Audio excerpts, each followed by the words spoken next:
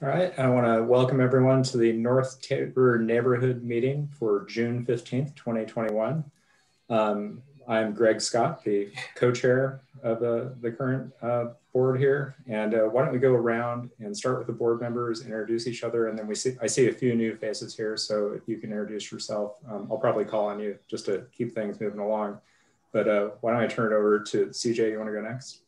Yes, my name is CJ. I use they, them pronouns, and I am the co-chair as well. I will pass it off to Robert. You're on mute, Robert. I was muted. Robert Jordan, previous chairperson, been involved with the Neighborhood Association for probably 15 years off and on. I've lived here since 2003 and happy to join you this month. All right, Keith, you want to? I'm Keith DeChant, Communications Coordinator and driver of the Zoom meeting. I've been in the neighborhood for about 5 years now. I live near 60th and Gleason. I'm Patty LeCaff. I'm the treasurer. I live on 56th and Flanders. And Sarah? I'm Sarah Mung. I'm the secretary and I live at 63rd and Oregon. So I have the 2 barky dogs. So if you're walking around in the pocket, that's us. Great. And how about Lisa? Are we just introducing ourselves? Yep, Sorry. Yep, just introductions. Yep. Hi, Tom. Lisa Maddox. I am the Land Use and Transportation Committee representative. And I live on 48th and Burnside. I've lived there for about 40 years and grew up in Portland, about 1.5 miles away from where I live now. So. All right, Kim. Yep. I'm Kim Cash, and I'm on the communications committee. Excuse me. And I live in, I've lived in the same house for about 60 years. So bought the house for my parents. So. Nice. All right, and then Ross. Good evening, Ross Heiner. I'm new to the board, but been in the neighborhood for about 3 years now. All right, I think I caught everybody who's on the board, so why don't we go to our guest? Start with Tom. Do you want to introduce yourself, Tom? Sure. Hi, everybody. I'm Tom Thomas. I'm 2 years at this particular address on Burnside and 52nd. Hope to participate more and hope we can get back together physically soon. Thank you. And how about Alex Hirsch? I've lived in the neighborhood about 16 years and I'm on Davis and 61st. Thank you. And then it looks like Rachel. Hey, I'm Dan. This is Rachel. Actually live right next door to Alex on 61st and Davis. I've been in the neighborhood for about 6 years now. All right. Looks like there's another Alex. Hi, my name is Alex Martin Banzer, and I live off of 65th and Burnside. I've been living in my home for 1 year now with my other half, Ross Meinhardt, and I was born and raised on Mount Tabor, went to Glencoe Middle School, lived all around Portland, and happy to be, unfortunately, 4 blocks from my brother, Eric Banzer Losberg down the street, and 2 minutes from my mom, Cindy Banzer on Mount Tabor. So it's, yes, we're all related. If you guys were like, that sounds familiar. So happy to be here and excited to hear what you guys are talking about. All right, then how about Mendel? I am Mendel Rivers. I live on 47th, 1 block south of Burnside. And this is my second NTNA meeting. And I am just curious and I appreciate you people meeting all the time and doing what you do. And I just wanted to come and listen in and see if I can do anything to contribute. So I'm happy to be here. Thank you for letting me come. Thank you, welcome. And then how about Jordan? Yeah, hey, good evening, everybody. My name is Jordan. I'm the owner of that property on 61st between Burnside and Davis. Gleason and Davis, sorry. And my pronouns are he and him. And I appreciate the opportunity and hopefully give you some information about the project. And yeah, thank you for having me. Appreciate it. All right, we'll just catch two more people who joined a little bit late. Stephanie, you want to introduce yourself? Hi, everybody. Yes, I'm one of the board members and I'm the representative to Southeast Uplift. So I'll give you a little report later. And I'm over at 53rd and Cooch. Thank you. And then it looks like there's somebody named Nick. Nick, do you want to introduce yourself? Yeah, I'm Nick. My name's Nick. I live 61st in Davis, a couple houses down from the construction site, potentially. Great. Did I miss anyone? I'm Lars, Kim's husband, and I'm on the land use committee with Lisa. So I'm kind of in and out right now. Sorry, but I'll come in when I can here. You got to eat. So I'll be back. And just, right. I didn't say where we live. We live on 60th in Davis with the little community library out front. So. Very good. All right. Well, I'm going to turn it over to Jordan. As he mentioned, he is the developer of some property on 61st. So Jordan, do you want to give your presentation? Yeah, absolutely. Yes, sir. Thank you. All right, everyone. Hello. How are you doing? Yeah, my name is Jordan. I'm the owner and developer of the property at 234 Northeast 61st. Yeah, I wanted to take the chance to kind of tell you a little bit about the building and about myself and about the timeline, and hopefully just leave a lot of space for you to just ask questions. And I'm going to leave my email information so that you can reach out to me offline if you want to have a more detailed conversation about anything that we talk about. Real quick. Yeah, I'm going to ask Alice, who just joined to mute. There we go. Thank you. Okay, yeah, thank you. So the big picture of the building is that it's a 3-story, 15-unit apartment building. It's going to be 33 feet tall, 3 stories. It takes up a good portion of the lot, probably about 75% of the lot. Half to 2/3 of the units are going to be affordable housing units. I'm doing that through the City of Portland's SDC exemption program.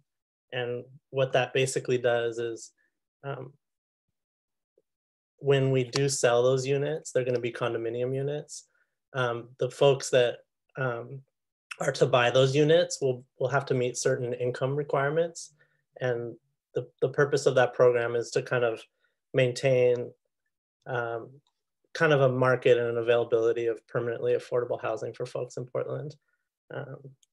And then the other 5 to 7 units, it's my intention to keep them as long-term rentals and to be the kind of the owner and the landlord of those properties. As far as the timeline goes, I bought the property in August of 2020, and we've been going through the city's permitting process since then. And I think we're probably about 2 to 4 months away from approval. Today, we did get approval for the deconstruction of the house and the garage, but the larger building permit is probably not going to be approved until early fall of this year. The timeline for the construction is probably about 9 to 12 months. The most disruptive stuff will be at the beginning, the excavation, the deconstruction of the house, and the framing and all that kind of stuff. And that exterior shell, the framing and the siding and the roof and all windows and all that stuff will probably be all done in about 3 months. And then from then on, it'll be mostly just interior work. But I wanted to leave most of the time available to you all to kind of ask any specific questions you have. And again, I'm available by phone or email outside of this context as well. To have any kind of more in detailed conversation with any of you. So yeah, I thought I'd just leave it open to you all if you have any questions. Just for everyone's information, I've shared my screen with the the map showing this property highlighted in blue is the one we're talking about. So I have a question about, just in general, about the affordable housing. Is that permanently affordable housing? That is, the people who buy it, if they resell it, they have to resell it to qualified buyers who also meet the income requirements. Is that right? Yes, that's absolutely true. It's permanently affordable housing. It's a 99-year agreement with the city of Portland. And the threshold for who qualifies changes every year. It's basically capped at the median income of a family in Portland. And it's adjusted based on the household size of that family. And so if it's a family of 4, it's around $90,000 right now is the maximum gross income of the whole household. And then if it is just one person living there, then it kind of gets reduced to around 65,000, something like that. But yes, it is permanently affordable housing. I know there are some developments, and I think Center Commons is one of them, where it was affordable at first, but then at some point that was released and then they become market rate. And so that caused a lot of ill feeling, I think. So yours is permanent though, that's good. Yeah, permanent. And, you know, in this kind of pursuit, you know, I wanted to maintain some of the values that I have about trying to increase affordable housing in Portland. There's, of course, lots of harm and negative impact to all of you in terms of parking and many other things. So part of my goal in the work that I do is to have some kind of social benefit to it as well.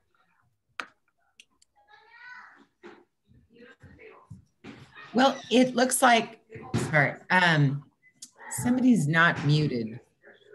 I'm hearing a lot of background noise. Oh, that's okay. It looks like you have parking spaces for each unit, according to the plans. Is that correct? There is parking for bicycles, but no off-street car parking at all. Yeah. Well, aren't there garages? Maybe I'm thinking of the wrong plans. I think maybe you are, but I can send you some updated ones. But this one has no car parking at all, but it does have a full room for bicycle parking. Okay, I hate you. I don't care about bikes. Okay. No, I'm kidding. But yeah, no car off-street parking at all. Okay. So Jordan, is there available either at a website or someplace where you do have like a schematic, like a rendering of what it's going to look like, or a floor plan or something? I think people would like to kind of know what is going to go in that spot, because it is a single family house now, and it's going to be turned into like 15 units. And so people, you know, imagine all kinds of things. But I know that it doesn't have any off-street parking for cars for sure, but it's not required. So. Yeah, I'm going to go to my email and in this meeting after I speak, and I'll send the schematics of the plans that show the floor plans and elevations for everyone to check out. And if I might send it in the chat, but I'll also probably maybe send it to Patricia as well, if that's okay. And then you can send it out to whoever if you like, or does that sound like Sounds good. I wanted to bring up a couple questions from the chat real quick, and then we'll get to Kimbra. But oh, it is your question. It was how much will the affordable housing units be priced at? Because we're not sure what affordable means at this time. That's the first question, and we can come to the next question after that. Okay, yeah. The affordable housing requirement per the city of Portland is for units to be under around $400,000, but these units are going to be far below that.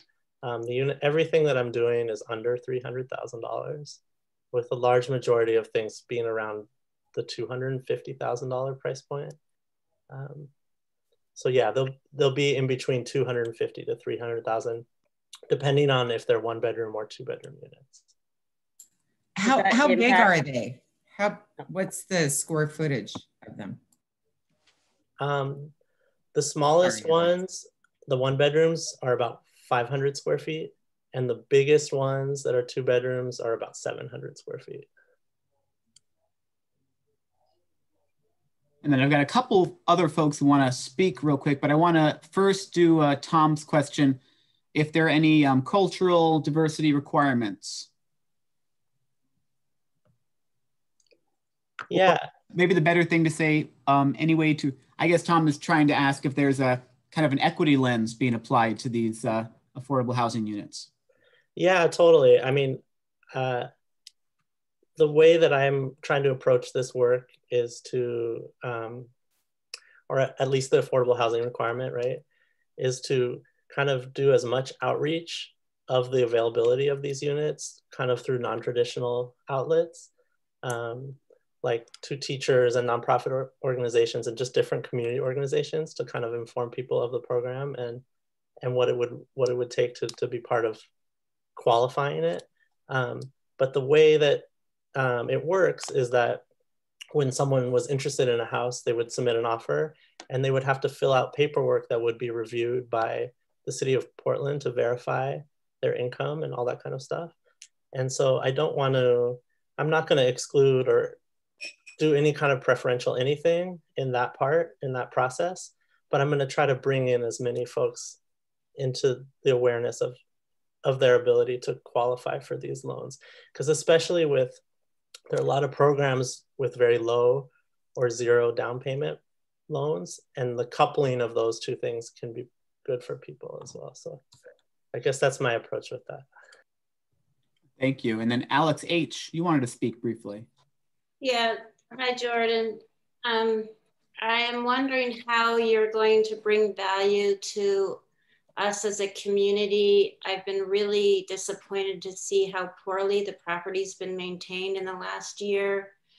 When it was mowed most recently, it was like taking a razor to part of somebody's head. It wasn't even thoroughly mowed, as one example. And the workmanship of the crews that have been out there has seemed to be really bottom of the barrel.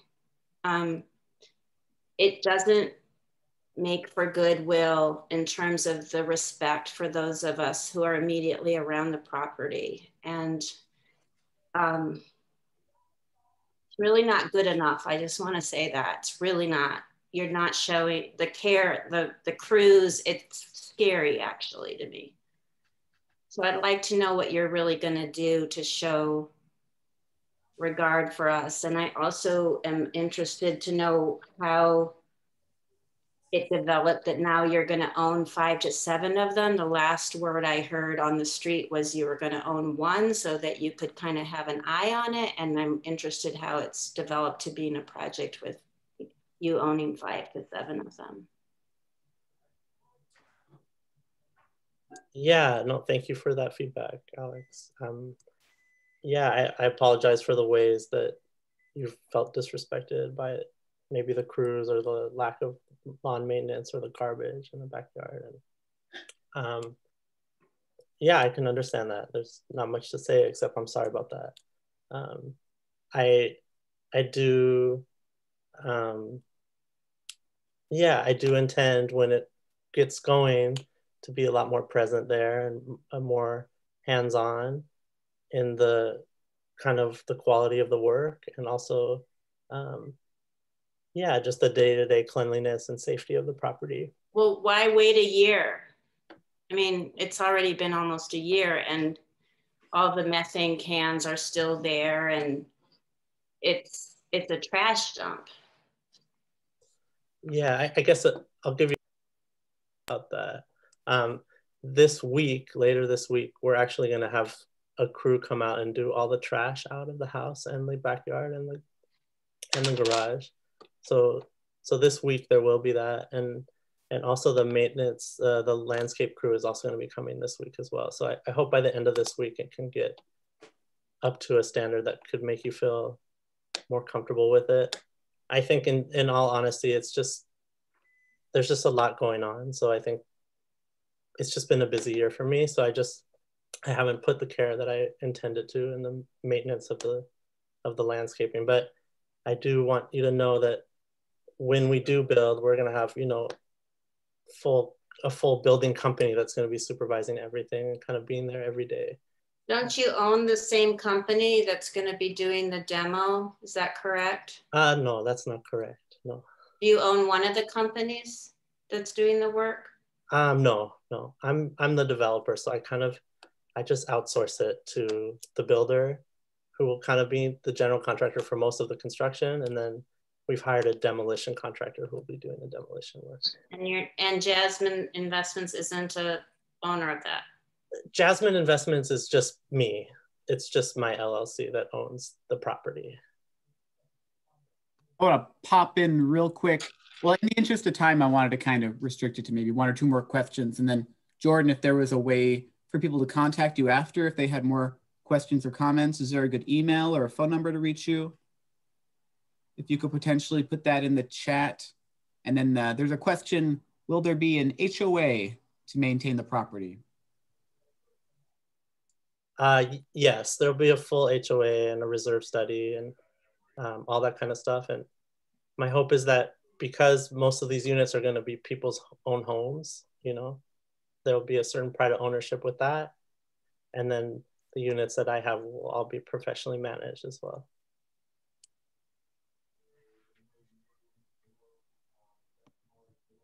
So why are you going to be the owner of almost half of them, a third to a half of them?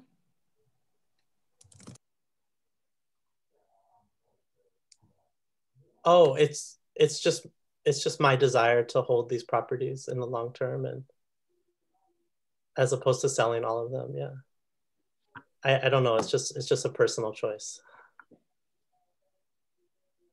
So we had slated about 15 minutes for this conversation, and not surprisingly, we've already run up against that.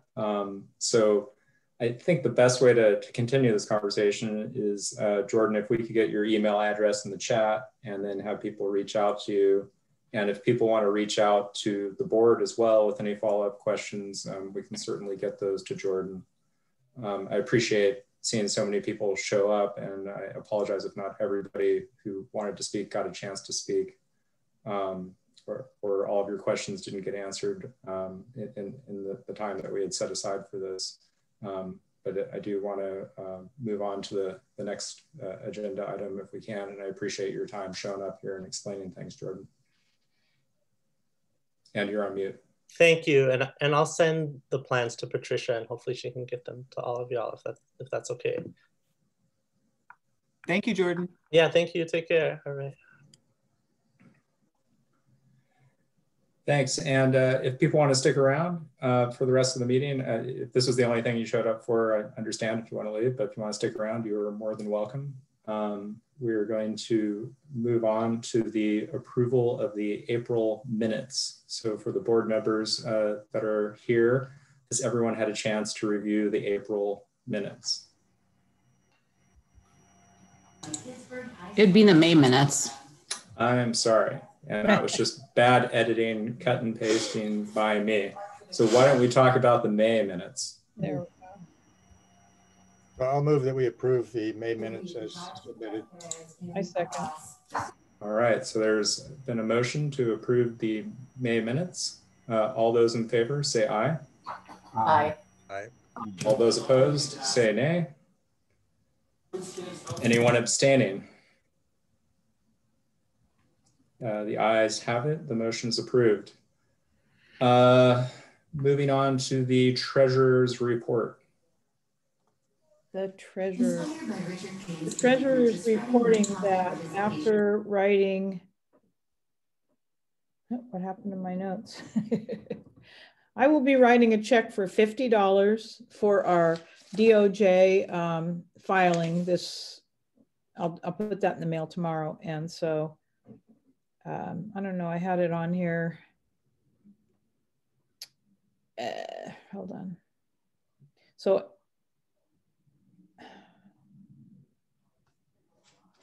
that's not right. So I'll have to update the balance after I write that check. I was hoping to get it to you tonight, but blah, blah, blah. I have not. Sorry.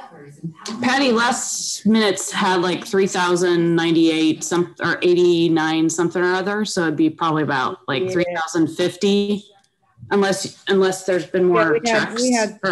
We had 3,000,08998. Yeah. $50. So yeah. Yeah. Yeah. Thanks, Sarah. You're welcome. Thanks, Patty. Thank you. All right, is there an update from the Southeast Uplift?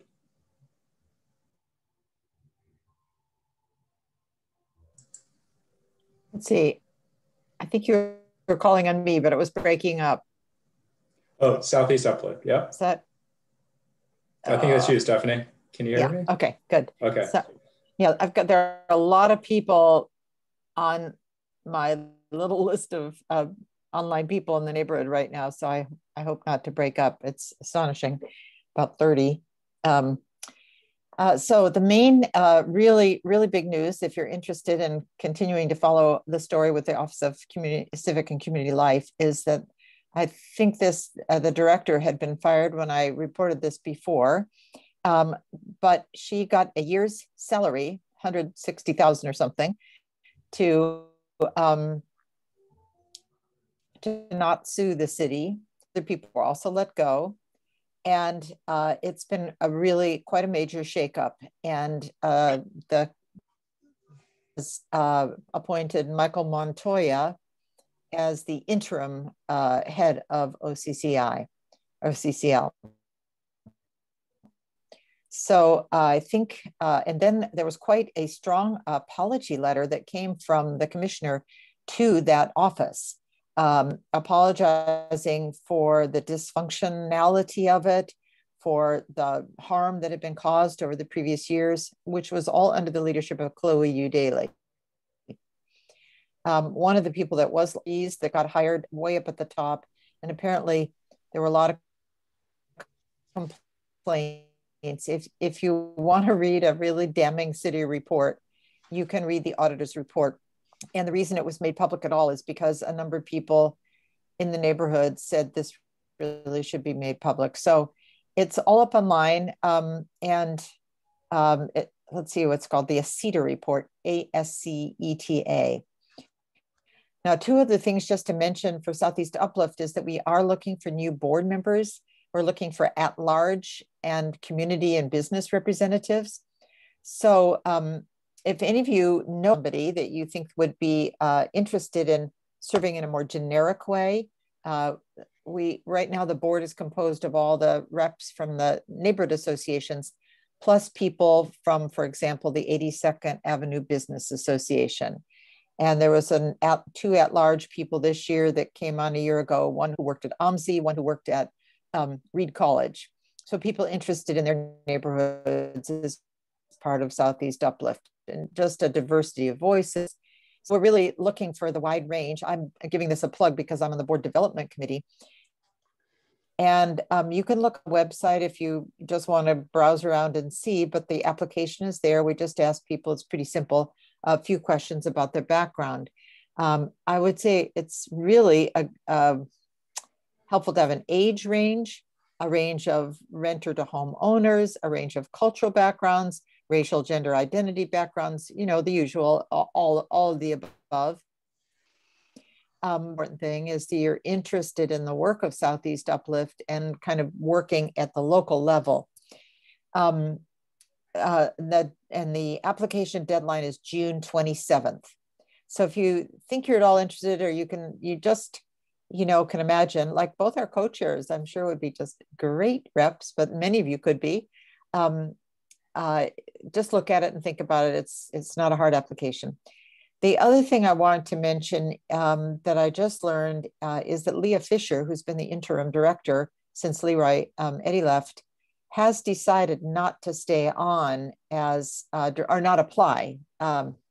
So they have now hired a search firm that handles these kinds of things. It's going to cost Southeast Uplift some pretty pennies, but it's the best way to do this, to be neutral and thorough and get some good guidance for a nonprofit. So we will have a brand new director at some point, maybe this fall or winter. And I think she's doing a great job, but I don't know all of her personal reasons or organizational reasons, but obviously it's been a very hard year. There's been a lot of staff turnover, been difficult to be in the building. Luckily, we have renewed, the city has renewed the contract with Southeast Uplift. So it's not a question of not having enough money. And there's still money there to do the communications grants, the community grants, all that sort of thing. So July is when we vote on the budget, and I can give you more results then. But these are some big organizational change updates. I will say Michael Montoya looks great. So you can look, if you just want to read about him, read the press release or anything. Office of Civic and Community Life at Portland Gov, or cityportland.gov. All right. So there you go. Thank you for that very thorough update. Okay. Can I ask Lisa? a question? I'm Yeah. sorry. I missed some of it. Who was going to sue the city? If you fire somebody, if you ask for their resignation, and I think in this case, Hardesty was very, very nervous about firing a person of color who was fired? had been hired by the previous commission. She wanted to be absolutely sure that there was plenty of evidence for doing that, and which it turned out there was. But if the employee in any case feels that they've been unfairly treated, Joanne Hardesty, she is in charge of, this is one of her assignments as one of the city commissioners. It was who did she Sukri, the Sukri was fired. She was the one that Udaley had made the head of Office of Community Life. Thank you. So Okay. who got fired. Okay. Thank you. Yeah. And are you saying Leah is leaving? She will serve Southeast Uplift until a new director is hired for Southeast Uplift. She's staying. The director for OCC land use is in place for a whole year. Michael Montoya will stay at the level for a whole year. Okay. While the entire department, I think, is goes through a major shakeup and review and analysis. And gotcha. Stay tuned. Okay. Thank you. Thank you. Okay. Yeah. Thanks. Thanks. Any other questions about the Southeast Uplift update? So yeah, I wanted to ask about what was said about, so it sounds like this person, and I forget the names, who was fired was given a bunch of money so that he wouldn't sue the city. She. Basically what happened? Yeah. Or she? Yeah. She. Was that a this is that's pretty standard in public in the public sector. It really is. I worked in it for 15 years, and if you're director or in charge of the school district, if you want to protect yourself and not have people come sue you for millions of dollars, which if you look at Portland Public Schools has happened in the past, the city figures out that, it's better in our regard to pay them severance and have them sign some legal paperwork saying, we're giving you this money, please, you will not be able to sue us for millions. So it's kind of an insurance policy, and it's very standard in the public sector, especially at director and very high level situations like this. Fairly common in the private sector too. Yeah. Okay. And you'll see, I think the other two people also signed similar agreements and got year salaries, some severance pay. So it was all covered by OPB once this report came out.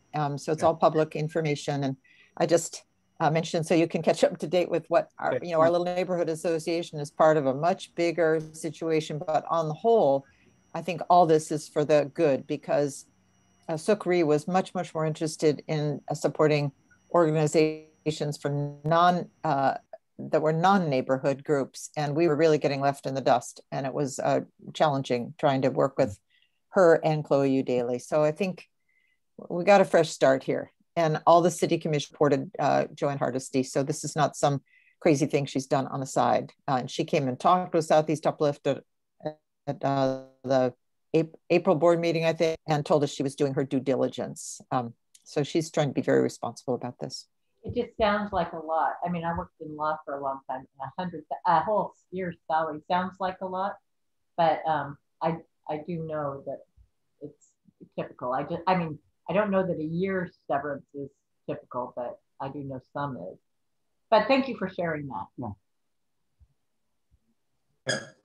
Yeah. Any other, sorry, my dog has a squeaky toy behind me. But any other questions before we move on to the next? All right. So the next agenda item we have is the communications update. I know Jules is not able to attend, but Keith, do you have any updates?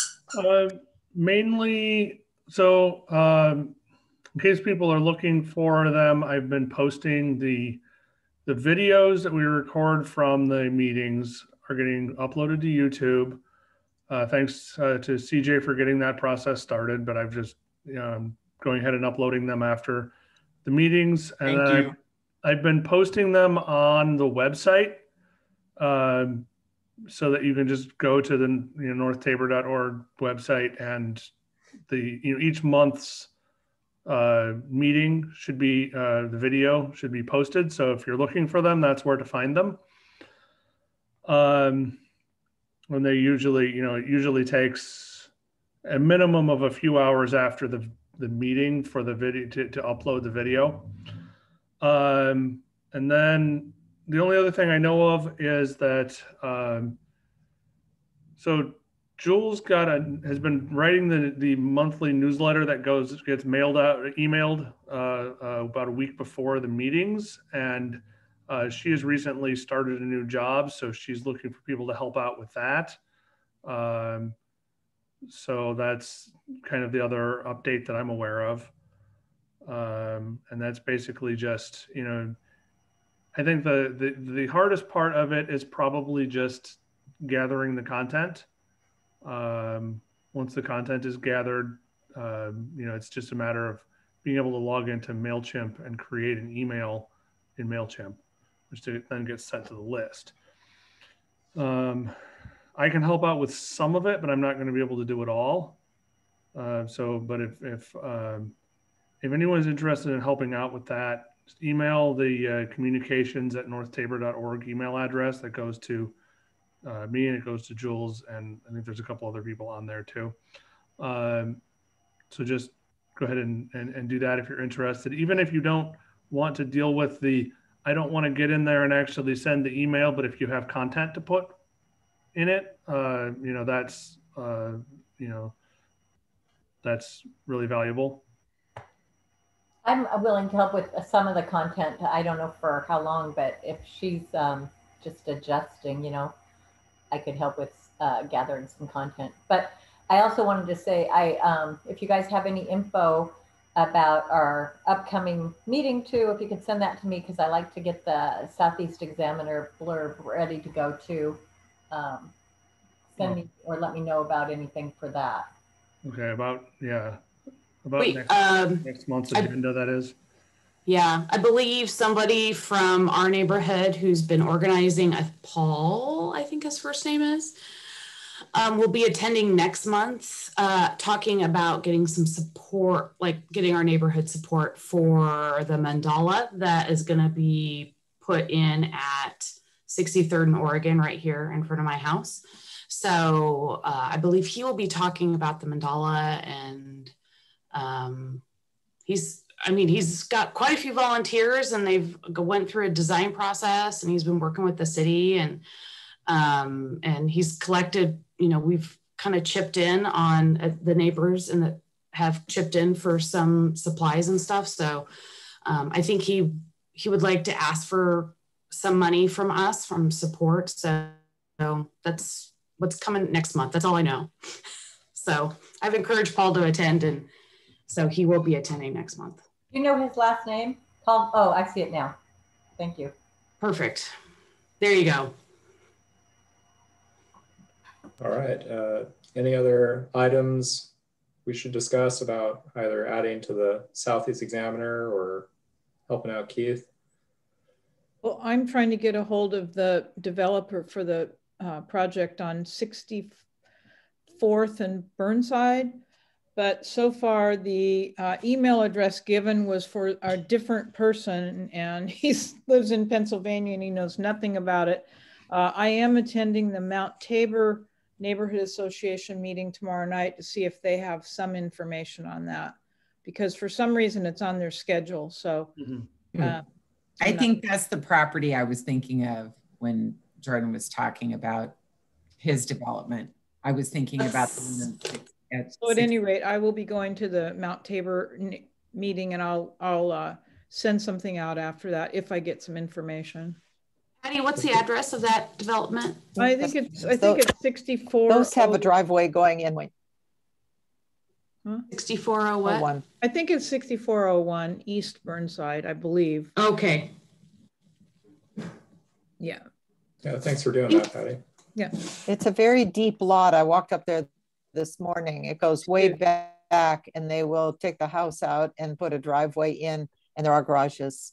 So that's probably what you saw, Lisa. And they have actually, a schematic of the general layout. Alex's house abuts that property, so that's why she's very interested in finding out about that. I don't know if she's still here. I don't think so.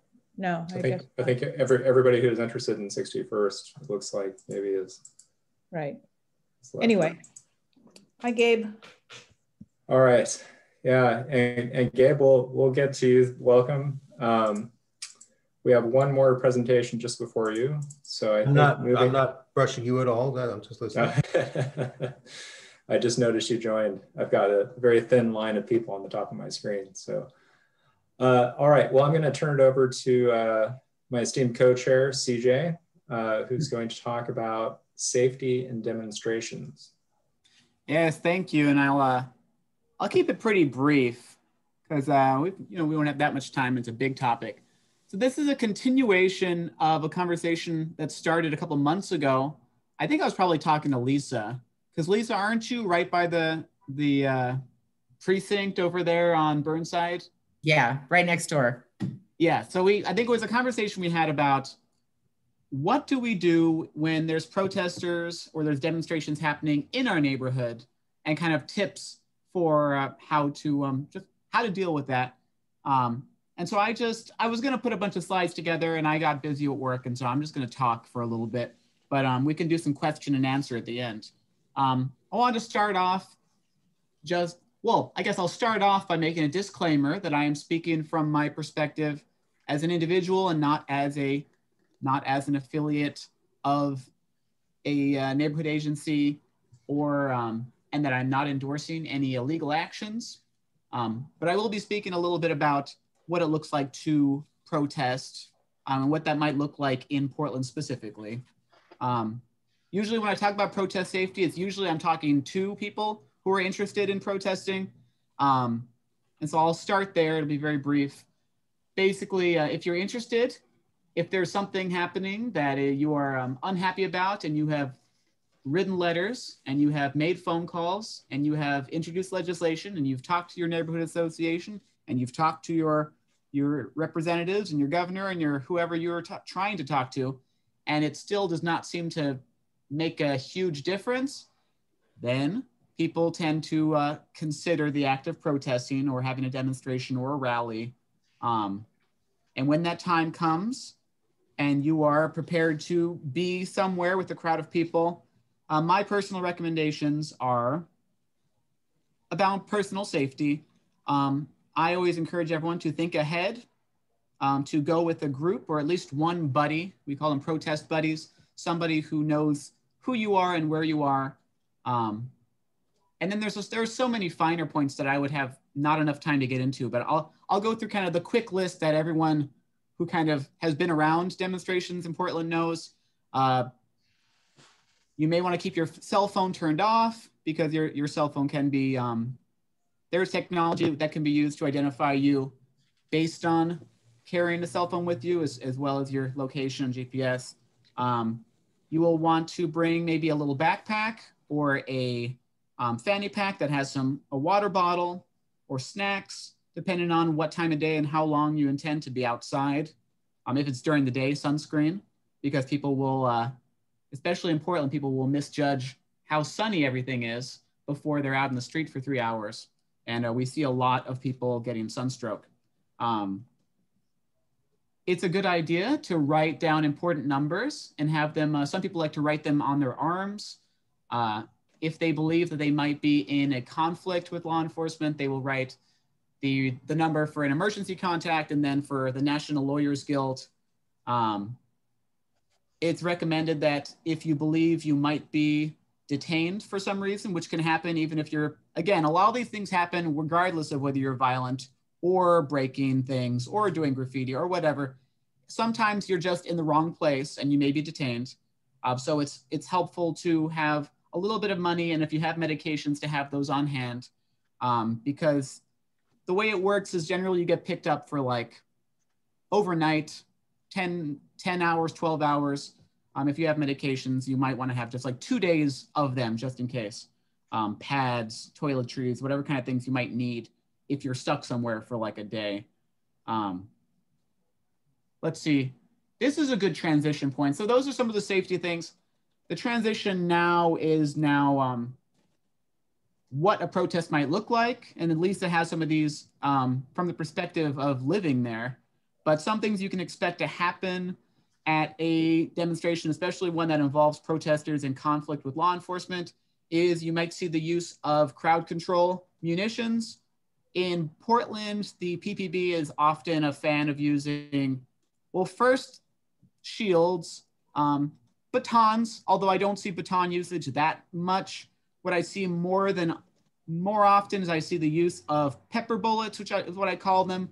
They kind of sting. They hit you on the skin and they sting, or if you have light clothes, it hurts. Rubber bullets are a little bit more intense. They're all non-lethal ammunition, but you could see that being used. What might apply to you more as a homeowner or just a resident in the neighborhood, which is what you want to be more mindful of, is the use of tear gas. We have a couple different varieties that people use, and that's what you're going to want to really look out for if you're living in a neighborhood that has protests happening, is that you might be hearing loud bangs. They're called flashbangs, and they are very common kind of crowd control munition. It makes a very, like it sounds, makes a very loud bang. It can sound like gunshots from a certain, usually you'll hear, if you're on Nextdoor like some of us are, you'll see a lot of posts the following day. What were all those gunshots?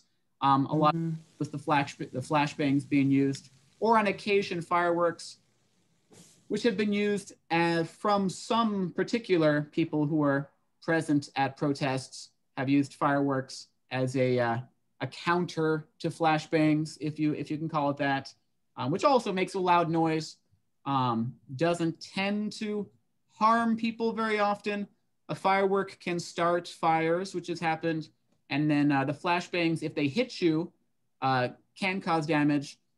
The police are instructed not to fire them at people's bodies or heads, but that has happened a number of times. The same with rubber bullets, so people may be encountering that. And that's why people wear helmets, or at the very least goggles, so that they don't lose an eyeball. Now back to tear gas. If you are in the protest, people are pretty aware of this already. You get gas on you. It's kind of like a powder. It's a very, very light powder that sits on you. It gets into your clothes, it gets on your skin. It's activated by sweat or by liquid, and it burns and it makes you cough, it makes you choke. The best thing you can do if you end up in the vicinity of gas as a person on the street is to get a water bottle, just kind of be there. Don't sniff in.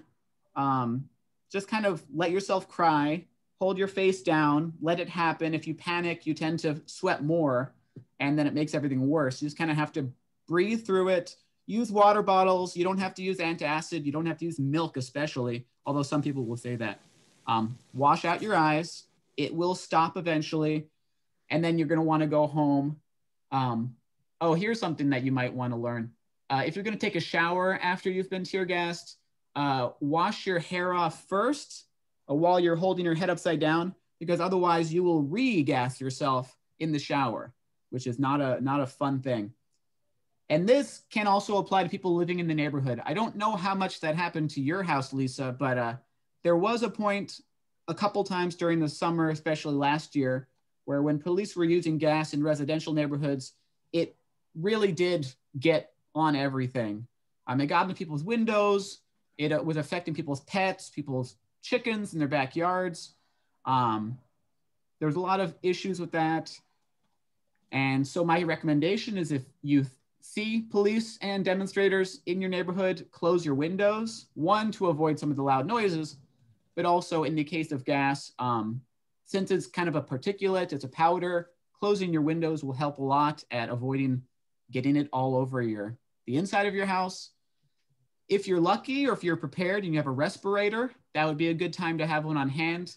It's like it's a little bit more than a face mask. It is, it filters out particles a lot better.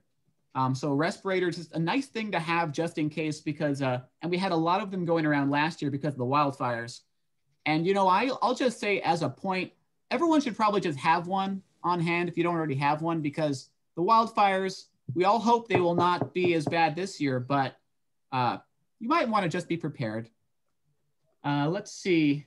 On that note also, if you are one of the people who has a house and you have a garden outside, your vegetables will be coated. And so before you eat them, especially, I mean, you're already rinsing off all your vegetables, especially if you have them by the road because of the particulates you can get from the traffic. But pick them up with gloves. Don't wash them with bare hands because you'll get, again, you'll burn your fingers before you have your vegetables. Let me see. Some things, there's not a good resource, especially for people who are homeowners or people who are residents nearby a demonstration. But I'll just say from my perspective, some of the things you can do just to be safe or to kind of, I don't even know the right word, but let's say that you have people in your neighborhood and they're marching through. There are some do's and don'ts I would recommend. I would recommend as a don't is to go out there and to brandish or even just to hold a firearm. We've seen that a little bit, especially in I think it just happened the last 2 weeks that we had a protest going through. I think it was on Hawthorne. And then an individual decided to go out on their balcony on the 3rd floor of one of the buildings and hold a rifle. They were not pointing it, but they were holding it in a way that could be construed as intimidating.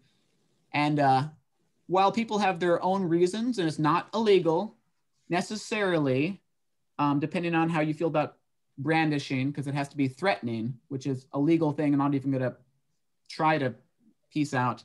But my recommendation would be not to have a firearm displayed because it will draw attention and may needlessly escalate the situation and honestly make your house a target for graffiti or an errant water bottle or something of that nature.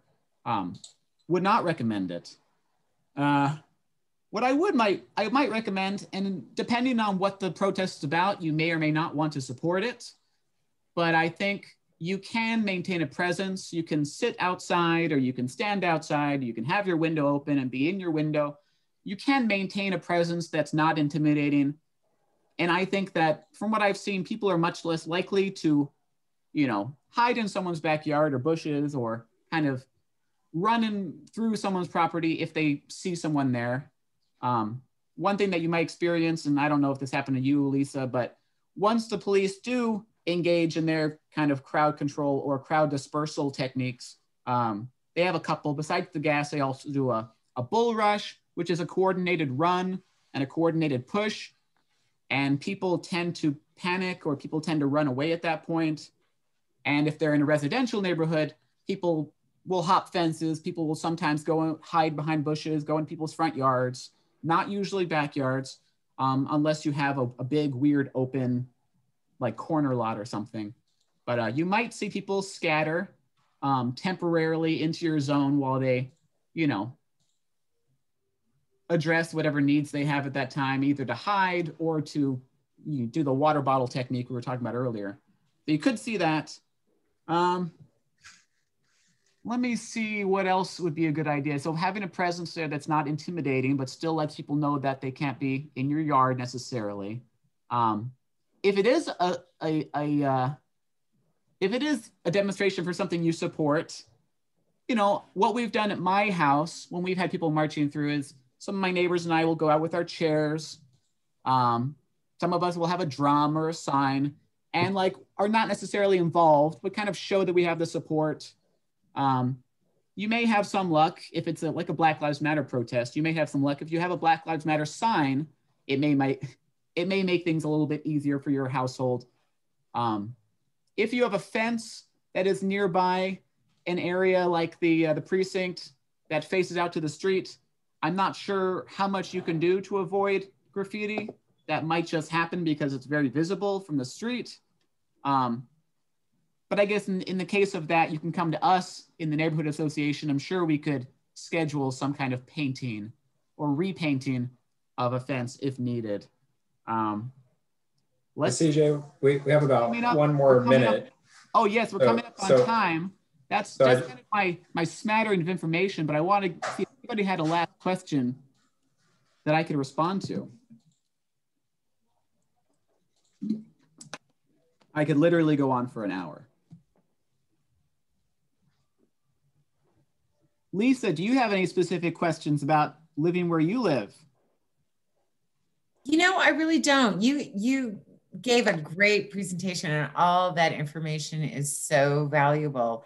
And quite honestly, well, everything was so crazy last summer and into last fall, and got so violent and so loud and went on until, you know, 2, 3, 4 in the morning. And it was so stupid with the police on their go home, please disperse, you know, blah, blah, blah. And it was just that and again, for people unaware, that's called an LRAD, a long range acoustic device. They can use it to make loud noises, and they can also use it to also disperse crowds because it can damage.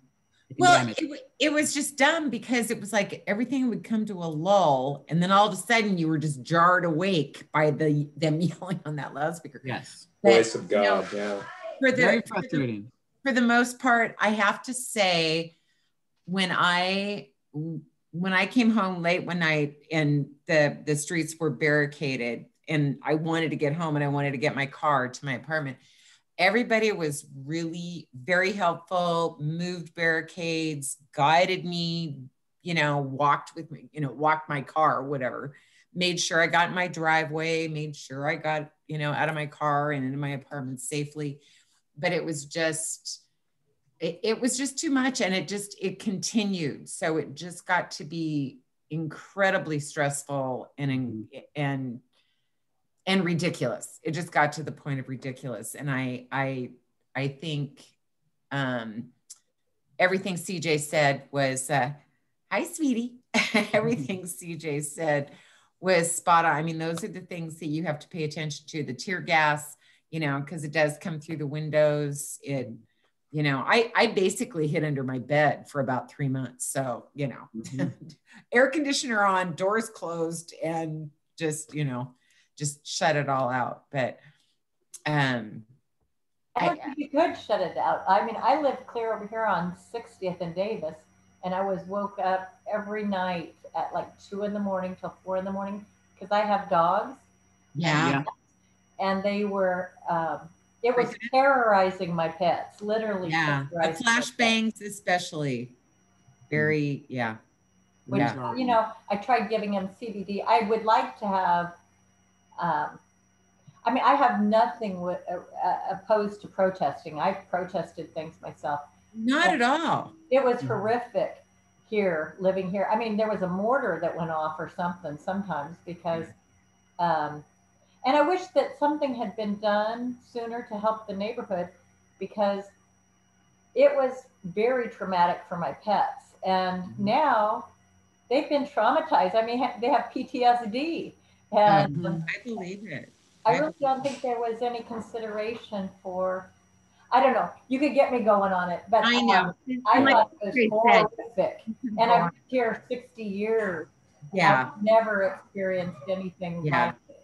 Yeah, it's very crazy. And the sad thing is, I mean, hearing some of the comments from some of the protesters towards the police just aggravated the situation, because they were just, you know, there was a couple of people, and this is not typical, and I'm not saying, I'm not stereotyping, but it exasperated the situation, because they were like, I hope you die, and I hope your house falls off the hill and your children die.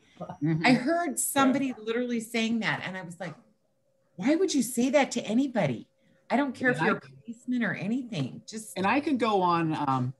Part of my career, and again, I want to apologize again to Gabe and Greg. We will end this in just a moment, but I think I want to respond to that, because, and if there is time at the end, I'd love to chat more about it, because we have so much more we could say. But yeah, as part of my career, I do crisis response for people in mental health crises, and the whole idea is de-escalate and harm reduction, and so it is very frustrating when I see people who are escalating. There is a lot of escalation, and it's not, you know, I don't like to say sides, but like across all avenues and sides, there is escalation. We can get into that, but it's definitely frustrating when things are starting to lull, and then 1 a.m. comes around, and then somebody decides now is a good time to really start shouting some strong feelings, because it does affect everyone around them, as well as the other protesters. Because I've been, and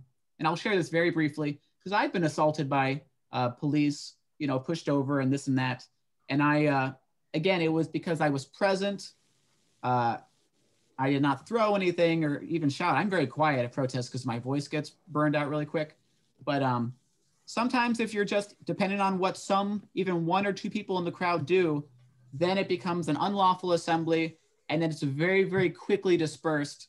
And it's not the officer's MO at that time to make distinguishing between who was being quiet and who wasn't. It's kind of everybody gets this now, which is what it is. But with that, that's the end of my little spiel. But we can come back to it again. I'd love to chat more a little bit later, because it's always very fascinating. And Greg, back to you. Yeah, I appreciate you sharing all of that, CJ. And I definitely would love to talk about it more maybe at the end. You know, I live just across the street from the precinct as well, so I could certainly share personal stories. But with that, I want to move on to the next agenda item. And don't worry, Gabe, we will give you your full time. We're a little bit behind, but that's all right. Okay. So why don't you introduce yourself and what you're here to talk about? Okay, my name is Gabe Crane. I've been a North Tabor resident since 2006. Some of you know me. I was briefly on the NTNA board back in 2016. And I'm a full-time high school teacher and a part-time contributor to the Southeast Examiner.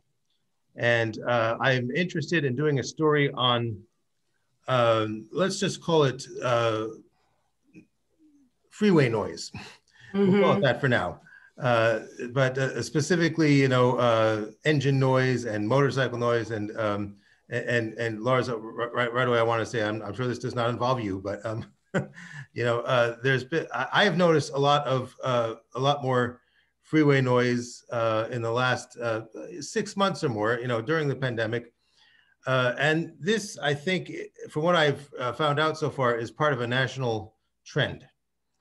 Now, before I go on, I would like to just establish some ground rules. I am asking for comments for a newspaper article, and I would like to record your comments. So what I'd like to do is, when I ask a question, and if you want to respond, if you would state your name and respond. I have a little recording device here. If you don't want to be quoted by name, don't tell me your name. Of course, I can see your name, but I will not say who it is, because I won't remember anyway. And if you do not, if you have an objection to being recorded at all, I will pause my recording device. Does that sound okay to everybody? Full disclosure: this whole meeting is being recorded and will be posted on YouTube. That's right. I know, but I just because I have a separate recording device here. Okay. So first, before I ask you guys some questions, you know, as I said, I live about 3 blocks off I-84 on 58th. And I've just noticed this, loud noises at night, and sometimes enough to keep me awake. I've begun, I've looked into it. From what I know, I contacted the Oregon State Police, and they said they do not have jurisdiction over the stretch of 84 from I-5 to 205. That's not their jurisdiction. Said contact Multnomah County Sheriff. I contacted the Multnomah County Sheriff. It's not their jurisdiction from I-5 to I-84 to I-5. That stretch of I-84. They say that is Portland Police Bureau's jurisdiction. They're the ones who patrol that stretch of the freeway. So I sent, actually it's the same email. I sent the same email to the Portland Police, to their public information officer. I've got no response yet. But what I can say is I work in Woodburn. I'm on that freeway twice a day during rush hour and other times as well. And I have not noticed a lot of Portland police on that stretch of the freeway. And what I'm wondering now is anyone patrolling the freeway? But also, I've heard noise which is clearly not on the freeway, but in surrounding streets. Now, again, this is a national issue. If you Google drag racing, you'll see that this is an issue in many cities around the country. It's been a big issue in Portland, especially in North Portland. But I would like to get your reaction about what you have heard, what you have experienced, in your own homes here in North Tabor. So with that, I'm going to turn on my recording device. And anybody want to talk to what what you've been noticing?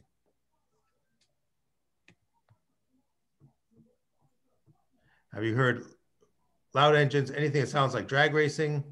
I'll say something. My name's Sarah Mung, and I live at 63rd in Oregon. And usually I notice from probably 10 to midnight, I'm usually up reading. And I notice that's when the street racing, you can definitely know street racing because of just you can hear the high revving of the engines and then working the gears. And I know on 84, I came home late one night from a friend's house about between 10 and midnight. And just between driving to get off at 58th Street, and definitely was right in the middle of a street race happening with, all these cars, souped up cars and stuff. And I called in the non-emergency line and reported it. And I don't know, probably nothing's going to happen, but at least I was like, I gave him license plate numbers. That's what I've learned that's what you have to do. And I have noticed probably in the last, I'd say month, late at night, I have heard, just because it's been warmer, windows open, street racing on Gleason. Yeah. They get off the freeway at 58th and they'll street race and get back on at 205. So crossing 82nd. So I'm going up the hill. No, but I have been out at 10 o'clock in my yard with the dogs, and I definitely could see the cars because we're just a few blocks off Gleason zooming up. I walked out in the middle of the street to see, and they were just, they were not doing the speed limit. They were definitely hightailing it up Gleason. So anyway, that's what I have heard in the last couple of months. I brought this up at the last meeting or the meeting before about street racing, just because of my situation driving on 84 late at night. So I just kind of gave a warning, just be careful when you're driving late at night on 84 between I-5 and 205. Have you seen a lot of people driving at excessive speeds on 84 when you're coming home, or? Only late at night. Yes. Like during the day, I came home from the zoo today, it was all traffic, nothing like that. But definitely I say anything after 9 o'clock is fair game for excessive speed on 84. Okay. All right. And it can be late. Like I have gotten up late at night, the dogs were all upset, and it was like 3:30, and my husband comes in and he's like, I said, oh, did you get up with the dogs? And he goes, yes. And I said, did you hear the street racing on Gleason? And he goes, I didn't have my glasses on, but I definitely heard it. And I said, yeah, they're, it's kind of any time between 9 to, 5 o'clock when people start getting up and heading out to work. Yeah. It's kind of crazy. Thank you. So Tom Thomas, I saw you put something in the chat. Do you want to say anything? Just about the motorcycles, Gabe, not particularly racing that I know of, but it's just like there seems to be a free pass for people to travel the speeds they wish. And as far as motorcycles go, they are loud. I've never understood that, but it's been that way. I don't know the rules. It's just that speed has just been very uncontrollable. I see it on Burnside. I can't speak for 84, Gabe, but cars just whiz by like the previous speaker just said. It's absolutely amazing. I don't know what will stop it. I have contacted police. I've contacted Vision Zero. Is that? I believe that's what it is. Right. And there just doesn't seem to be the will from the city to take care of our city streets. So when you contact Portland Police, what happens? Well, Portland, I think I'm trying to remember again. Don't record what I'm saying or write it because I don't remember the times or dates specifically. Gabe, I'm sorry, but you know it was moved around from different phone call or to a different office like you did. But I even had the experience of trying to get a 20-mile-an-hour speed limit on my street, and what I want to say, a survey was done or an examination was done, and we were told no, it's in statute. So the understanding is people know they should be going 20 miles an hour. Something like that was what I got, besides other things like there's no crash recorded there. So does that mean it's not important to follow the rules and respect the community? Just constant speed drives me nuts. Okay, thank you. Sorry. Anyone else notice anything? I filmed it in front of our house for a while before we got the barrier because I would go out in the mornings, you know, and because I take my dogs out, you know, to go to the bathroom, and there was people just racing down Davis. I mean, and I filmed it and put it on Twitter, and actually, I think that gets some kind of notice because I thought that it was dangerous, but I'm not saying that what they've done is a great idea because now they have that barrier in the middle of the street, which I think is almost a hazard. Absolutely. But you know, when they originally switched the stop signs here, because I've been here forever, they changed them, I don't know, 10 years ago. I grew up and kids got hit on this one corner on 61st.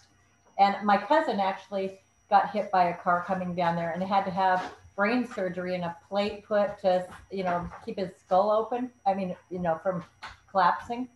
So that's when they started putting the stop signs in on Davis. Well, they took them out and, or turned them at least, to make it a bike lane.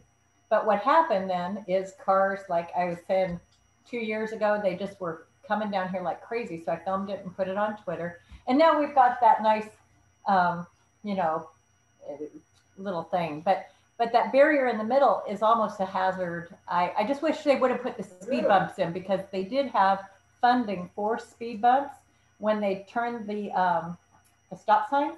But they just decided not to use that funding for the speed bumps. I don't know why. I wrote a letter to the city and said, you know, since I've lived here, I've seen kids get hit there.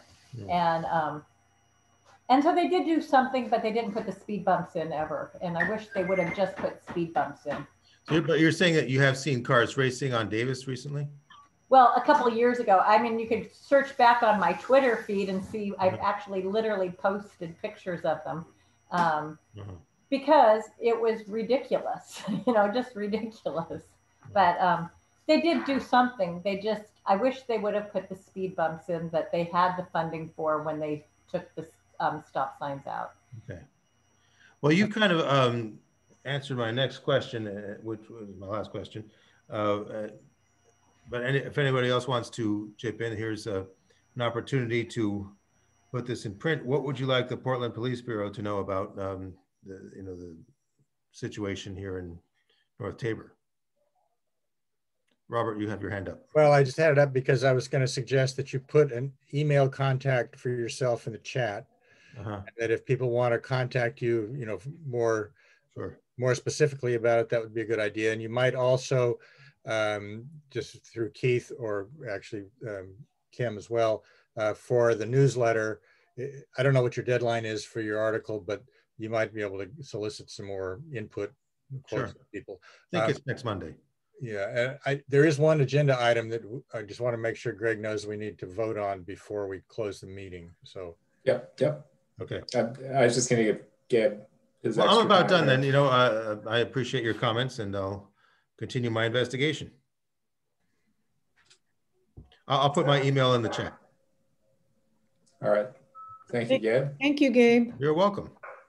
Gabe, how long have you lived here?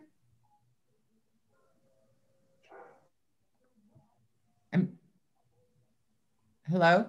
We didn't hear you. Looks like maybe he froze. Oh, there he is. No, I can't hear him. Okay, we're not getting audio from you.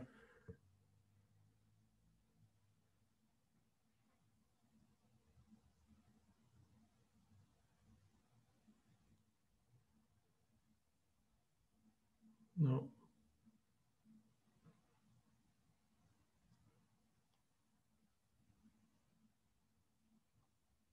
To do, but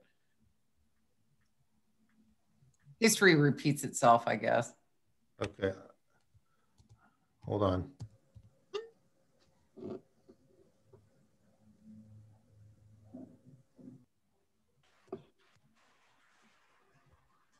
Okay. Sorry. Oh, that's okay. No, did you hear anything I said? I was just saying that, you know, drag racing isn't anything new, Portland. Yes. It's, you know. But there has been a lot of yeah. I haven't, Sarah did, you know, I remember when Sarah sent the email saying, you know, watch out on 84 because there's a lot of drag racing going on. So be careful out there. So yeah, it's I think I would just, let me add just one thing, Lisa. It seems like it would be it would be fair enough to ask that PBOT take care of the freeway as well as they take care of the local streets, which isn't that great, but they've made a big deal over. Is it PBOT? Vision Zero and you know, 20-mile-an-hour streets and changing some of those things. So we're not hearing about them doing anything on the freeway. So if it's dangerous, then I think it's, but like they could at least make a statement about it in some way. Like Gabe said, he got shuffled from the sheriff to the police department, from the police department back to the sheriff's department, and nobody wants to take responsibility. And I-84, is it PBOT or is it ODOT? Let me clarify that. It's Vision Zero, the task force of Vision Zero was disbanded. No, Lisa, listen. And there is no more transit. So I'm just saying. Oh my God. Okay. All right. Was there something you wanted to clarify there, Gabe, before we let you go? Just so you know, I contacted Oregon State Police. They don't patrol 84. They referred me to the sheriff's office. They don't patrol 84. They patrol me to Portland Police. They have not responded. So that's where I'm at. Yeah. Thank you for that. Okay. As Robert mentioned, we have one more business item that we need to take care of before we close up the meeting. So why don't we move on to that? So there was an air quality letter that Robert circulated to the board. I hope that everybody's had a chance to read it. Has everybody read that?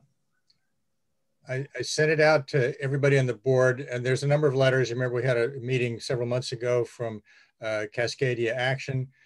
These are letters from other neighborhood organizations to polluters or potential polluters in their neighborhoods, whether they're operating trucks or they've got some kind of a factory or something. I've read the letters. They're all polite. None of them are confrontational, and they're perfectly reasonable. They would just like other neighborhood associations like us to allow our names to be appended to the long list of other neighborhood associations who've endorsed the letters.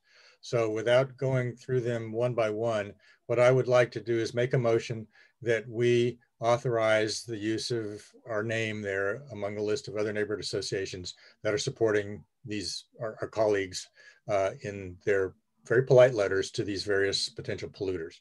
So I would make that motion and then of course ask for a second and we just vote on it. I second.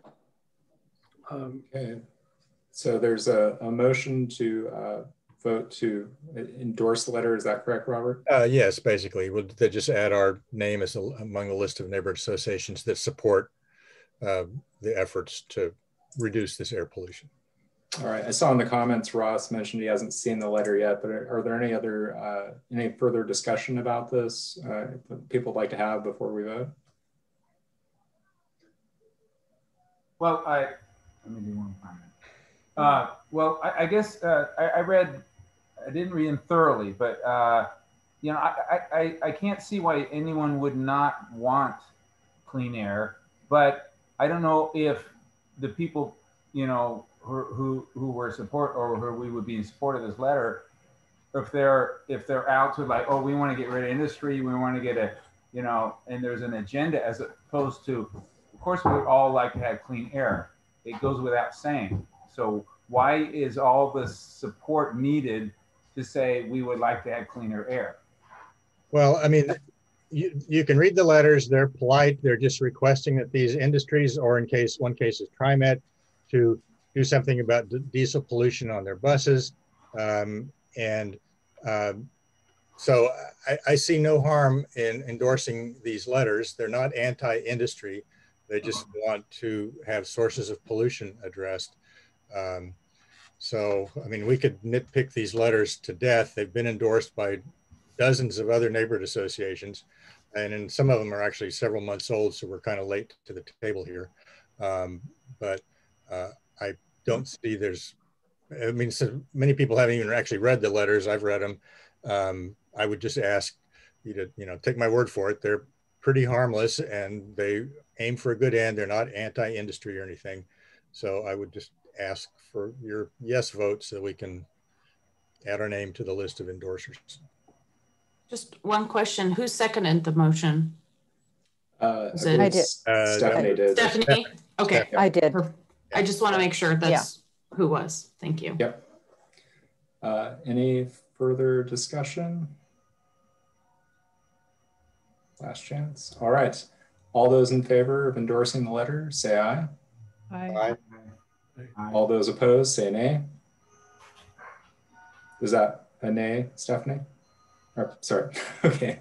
Oh, sorry. No, I was trying to raise my hand. Oh, at the same time. Oh, got it. Anyone abstaining from the vote? I'll abstain. Thank you, Ross. All right. It sounds like the ayes have it to endorse the clean air quality. I will endorse the letter that Robert. And I'm just the liaison between this group and us. You may remember, I will just let Jenny know, she's the staff person there, that we are okay with having our name added to the list of the letters. And I encourage you to look, I've distributed them. I can distribute them again if anybody wants to see them. I encourage you to look them over.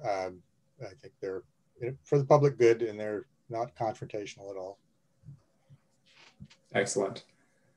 All right, so that was the last official business item. I do want to just kind of do a call back to see if there were any assignments made that we want to make sure to get into the minutes. Sarah, do you have anything you were tracking there this time around? The only thing we have is that Jules needs help getting items. So that's kind of an all board assignment that if you have items for the newsletter. Now, I don't know what kind of items I'm like, is it community items or could it be like, hey, if you're gardening and you have green beans, here's a recipe to use your green beans. You know, I don't know if we could have something like that in the article. I like that idea. You could I love a green bean recipe. You could actually send it to her and she could decide whether she wants okay. to. No, I mean, I have a garden and we're going to be starting canning and stuff. So I was like, oh, maybe there's a recipe that I want to send Jules for, you know, just something that's like, hey, here's something if you're interested in doing. I'd say send anything of interest, and that's what the editor's job is. Okay, perfect. What they want to put in. I'll be sending her some stuff. Good. You know, it might be good to have like a community. I mean, like we have our community library. You made me think about this because I used to give bags of spinach and stuff away to the, you know, just put them out there. Oh yeah. But it might be nice to have like a little community garden recipe map. Yeah. You know. Totally right. I don't know. I just think it's I like your idea. So there we go. Keith. So Keith. Yeah. Where do we send these articles? Is it communications at North Tabor? Send them to the communications at northtabor.org. Okay. That way, multiple of us get a copy. That goes to about 4 people. I don't remember exactly who is on there. Because Jordan just sent me the plans, and I'll send those. As well. If you're the plans for the development, she can put why don't you send the development plans to the whole board? Okay. Yeah, I'll do that too. Gotcha. I mean, everyone that's on the communications list is also on the board list, so there's no reason to send it to both of them. Gotcha. Got it. Okay. All right. Well, is there any other business people want to bring up now, or shall we adjourn? I move we adjourn. Does Kim need anything for the newsletter? I'm just for the Southeast Examiner. I'm just sorry. I didn't mean to. Kim, do you need anything, or you've got? No, I got stuff from. I took some notes, and I think I've got the stuff. But thank you. Just want to make sure that was on my little list of communications things. So, okay. Go ahead. Perfect. All right. Was there a second on that? I second. All right, and before we adjourn, if anybody does want to hang on the line and has further questions or comments for CJ after we adjourn, we can keep the line open a little bit. Maybe we won't record that part because it won't be the official meeting. But yeah, all right. I'm going to be swearing. No. All right, so all right, well, with that, let's adjourn the meeting. All right. Bye. Enjoy the sunshine, everybody. Tomorrow's going to be a great day.